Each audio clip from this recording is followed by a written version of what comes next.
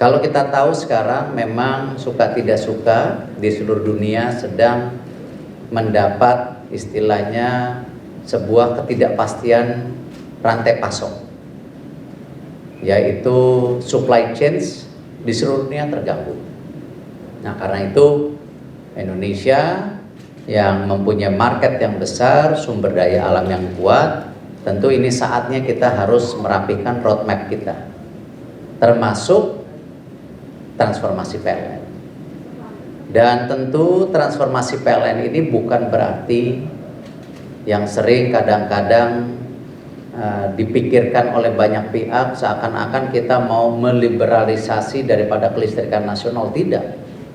Justru ini kita mau mentransformasi untuk memastikan pelayanan kelistrikan buat masyarakat lebih baik, sehingga yang ditargetkan oleh pemerintah listrik masuk desa juga dipastikan sesuai dengan target. Tetapi saat bersamaan kita juga memastikan tadi yang namanya penciptaan listriknya yang berasal apakah dari fosil ataupun dari sumber-sumber terbarukan seperti angin, matahari, air, dan geothermal itu juga sebuah hal yang memang harus menjadi roadmap yang bisa dikonkretkan sesuai dengan agenda besar 2060 emisi nol. Nah ini kompleksitas ini kan harus dilakukan seirama. Tidak bisa kita ingin melayani dengan baik, tetapi harga listrik naik terus. Karena kenapa? Energi terbarukan lebih mahal. Nah itu kan. Tetapi konteks lainnya juga, kita juga melihat bagaimana sumber daya alam kita yang sudah selama ini menjadi sumber juga listrik dunia karena batu bara, ini tidak boleh hilang. Karena juga jangan sampai devisa kita hilang. Ini pertama kali kalau kita lihat neraca perdagangan kita ini tinggi sekali sampai 34 miliar dolar positif. Dan di situ kalau kita lihat devisanya salah satu paling besar adalah selain kelapa sawit batu bara. Nah, lalu gimana caranya? Nah, kita punya kembali lagi ada matahari, geothermal, ya, angin, air, ya, yang di banyak negara belum tentu punya sebanyak ini.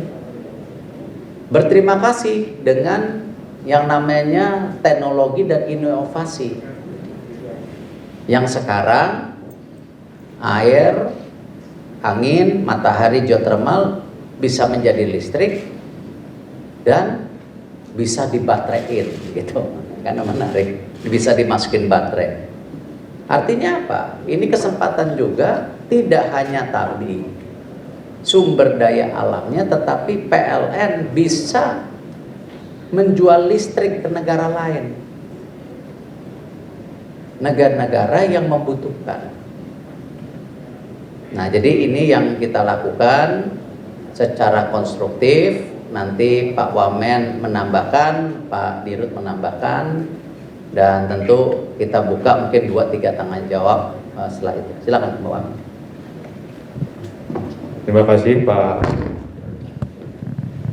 kasih Pak Menteri. Assalamualaikum warahmatullahi wabarakatuh, rekan-rekan media semua. Jadi tadi seperti yang disampaikan oleh Pak Menteri, memang kita membahas kemungkinan untuk bagaimana kita melakukan transformasi lanjutan di PLN, termasuk juga untuk melihat bagian-bagian bisnisnya yang memang nanti bisa dioptimalisasi, sehingga kinerjanya juga nanti lebih bisa transparan lagi.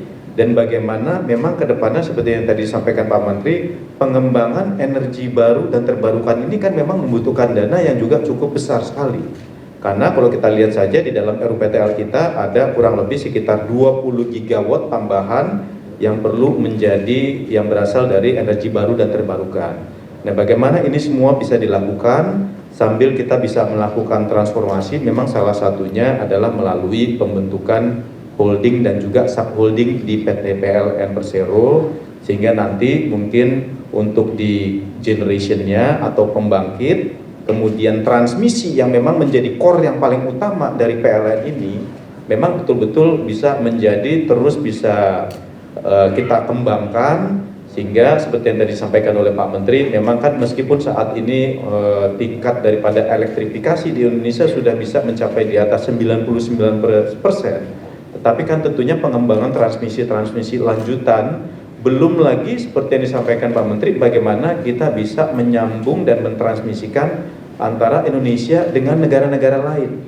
Karena negara lain belum tentu dia memiliki tanah untuk bisa meletakkan si solar panel, memiliki geothermal seperti yang kita miliki. Nah, ini yang mungkin kesempatan untuk bisa PLN melakukan pengembangan transmisi sebagai core daripada kompetensi, sambil juga kita melihat kemungkinan mengembangkan bagaimana kita bisa mengembangkan yang namanya beyond KWH, dan juga yang menjadi arahan Pak Menteri dan juga kementerian lainnya seperti SDM dan juga Marves, bagaimana untuk pengelolaan dari energi primer supaya bisa lebih efisien lagi ke depannya. Nah, salah satunya adalah tentunya juga energi primer ini untuk bisa dioptimalkan sebagai salah satu yang dari sisi end-to-end value chain-nya sudah mulai saat ini. Tetapi saat ini memang arahan kita untuk perdagangannya difokuskan ke PLN sendiri, tetapi pengelolaan logistik dan juga bagaimana yang selama ini juga tambang-tambang yang sudah dimiliki oleh PLN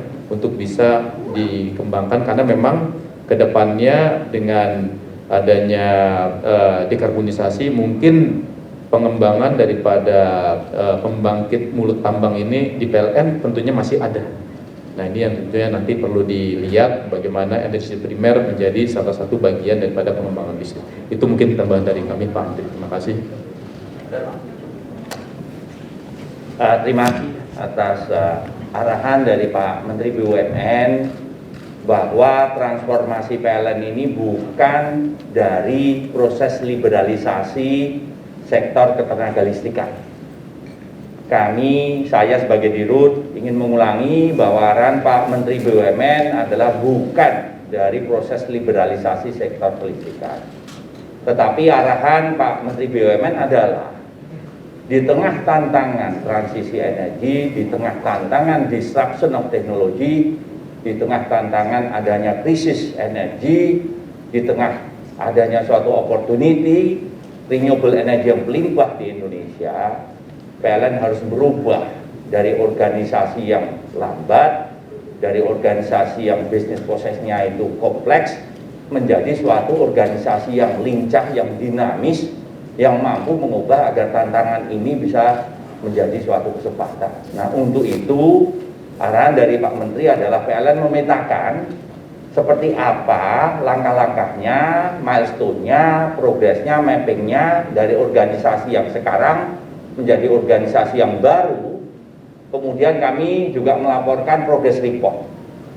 Kami ada Project Management Office yang berjalan harian, kemudian kami melaporkan 2 minggu sekali, di mana tujuan dari Pak Menteri adalah at the end of the year, di akhir tahun ini akan difinalisasi baik itu secara legal maupun operasional. Kemudian 6 bulan sebelumnya ada launching namanya virtual organization, di mana walaupun legalnya belum final tetapi sudah berjalan secara operasional. Nah, untuk itu kami sangat bangga dengan arahan yang sangat strategik berorientasi jauh ke depan ini. Untuk itu saya Dirut PLN beserta jajarannya dengan seluruh kekuatan yang ada di dalam PLN sangat senang sekali dan bangga dengan arahan ini dan siap menjalankan tugas tersebut.